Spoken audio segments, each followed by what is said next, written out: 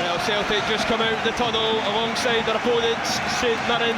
The two captains, Callum McGregor and Mark O'Hara, leading the teams out onto the hallowed turf here at Hampden Park.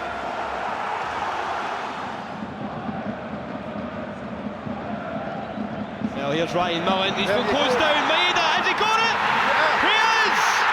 Tyson Maeda, the pressing machine, gets Celtic off and running early on in this semi-final. It's an unfortunate mistake from Millen. He died on the ball, and you just can't do that with Tyson Maeda. It's 1-0 to Celtic. We're talking about Celtic playing forward. It's one thing if it had been Craig McLeish, I'd have been telling them to play forward early, but they actually turned out for a good position, played it back to the goalkeeper, and Maeda didn't give them any seconds, and thankfully Celtic are 1-up.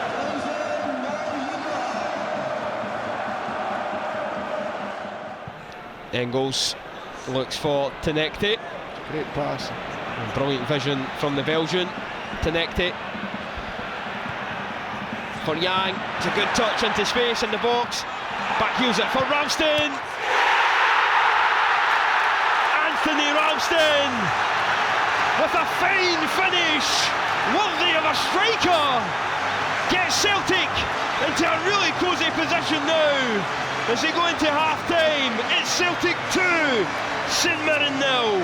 It's excellent play once he gets in. When Yang picks it up, he goes on the outside, but then he just rolls his foot on it and leaves that little bit of space. But what a fantastic finish for Tony Rawson. St Mirren look to build out. Phillips finds John in space. Ball comes in, looks for those strikers. It's headed across, and it is a goal. St Mirren have their response, and it looks like it's Mandron with the goal. Iheanacho looks to play it on for Maeda. Here's Mandron now. He's got the pace. It's Mandron!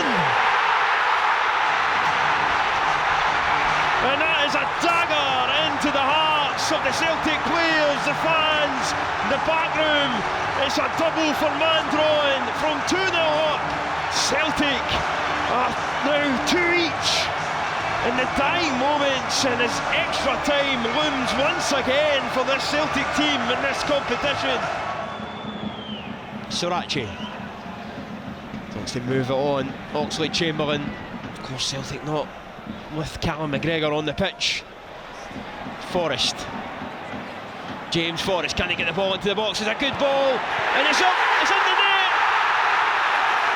Iheanacho wheels away.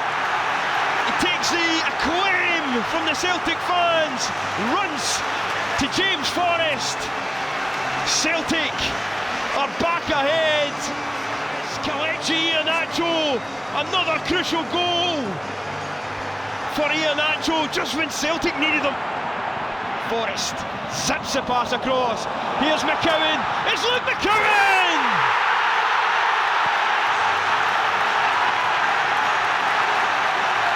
It's a double whammy for St Mirren. It's McCowan who struck first on the opening day of the season, and he gets Celtic's 4th, and that should calm it all down. Hopefully, Luke McCowan with the goal, a brilliant finish. Slots it past the goalkeeper.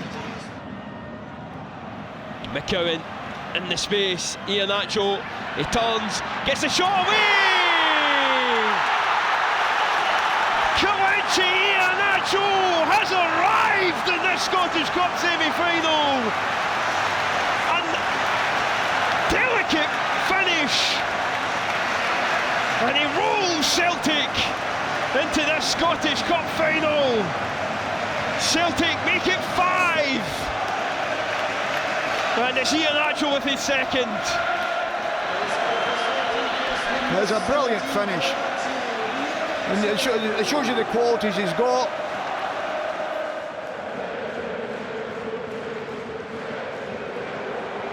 Now, Iheanacho's on the hat-trick, he's in the box. It's Nygren! 20 goals for Benjamin Nygren! It's 6 for Celtic. St Mirren have absolutely capitulated. And Celtic have put on the style at last, Peter Grant. Style for 5 minutes, let's be perfectly honest, that's what it's been. And it's all been simple. Maida doing what he does, close the ball down, further up the pitch, put a lot more pressure on St Mirren. And this is it, the rewards you get.